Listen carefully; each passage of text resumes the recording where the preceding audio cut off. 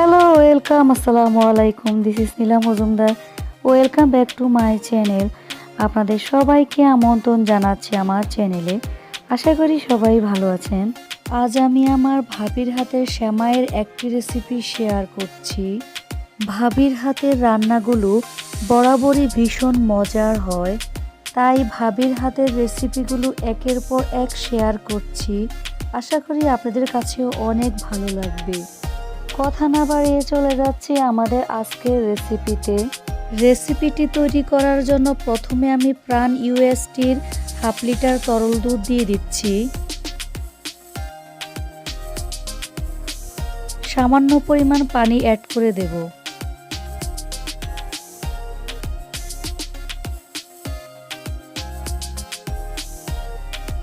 এখন আমি এর মধ্যে 4টি সাদা এলাচ এবং 2 টুকরো দারচিনি দিয়ে দেব।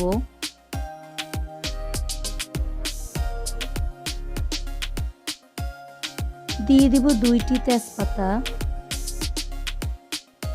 এখন আমি এর মধ্যে 1/4 কাপ চিনি দিয়ে দেব। চিনি আপনারা নিজের পছন্দ অনুযায়ী দিবেন, বেশি খেলে বেশি, কম খেলে কম। দিয়ে ভালোভাবে নেড়েচেড়ে মিশিয়ে নিচ্ছি। দিয়ে দেব 5 থেকে 6টি কাজু বাদাম এবং 5 থেকে 6টি কিশমিশ। দিয়ে ভালোভাবে নেড়েচেড়ে মিশিয়ে নেব। দিয়ে দিচ্ছি সামান্য পরিমাণ লবণ। দিয়ে ভালোভাবে নেড়েচেড়ে মিশিয়ে নিতে হবে। এভাবে অনবরত নেড়েচেড়ে যেতে হবে।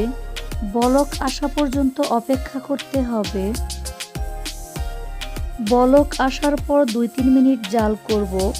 2 মিনিট পর চুলাটি অফ করে দেব।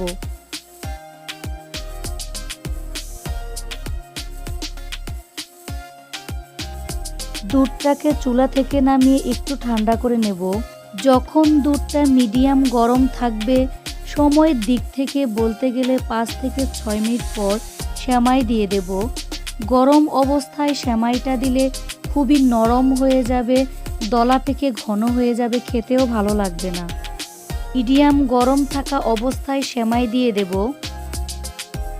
কিছুটা ঠান্ডা হয়ে এলে এর মধ্যে বনফুলের লাচ্ছা সেমাই দিয়ে দেব।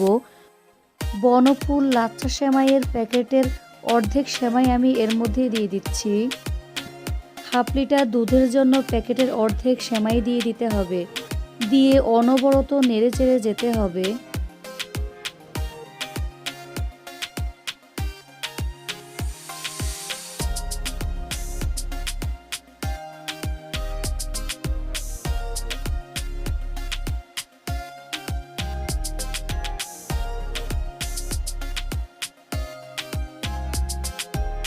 সেমাই দেওয়ার পর অনবরত নেড়েচেড়ে যেতে হবে, না হয় সেমাই দলা পেকে যাবে।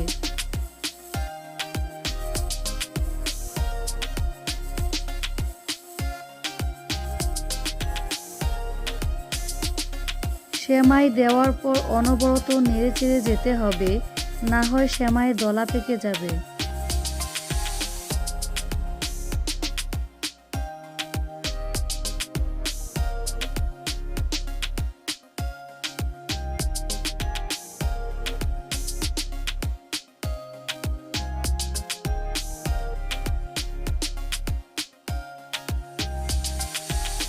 এভাবে কিছুক্ষণ পরপর সেমাই নাড়াচাড়া করে যেতে হবে, যতক্ষণ পর্যন্ত না সেমাই দুধের সাথে মিশে যাচ্ছে। সেমাইয়ের ঘনত্বটা একটু দেখিয়ে দিচ্ছি, দেখুন ঠিক এইরকমটি ঘন হবে।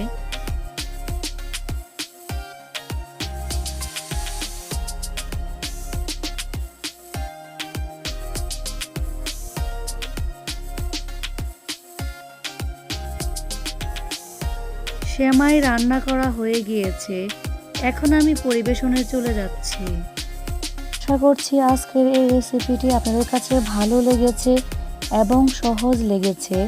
ভিডিওটি ভালো লাগলে প্লিজ আমার চ্যানেলটি সাবস্ক্রাইব করে পাশে থাকা বেল আইকনটি ক্লিক করে রাখবেন। খুব শীঘ্রই হাজির হয়ে যাব নতুন আরেকটি রান্নার ভিডিও নিয়ে। ভালো থাকবেন, সুস্থ থাকবেন এবং আমার জন্য দোয়া করবেন। কিপ ওয়াচিং নীলা মজুমদার রান্নাঘর। আল্লাহ হাফেজ।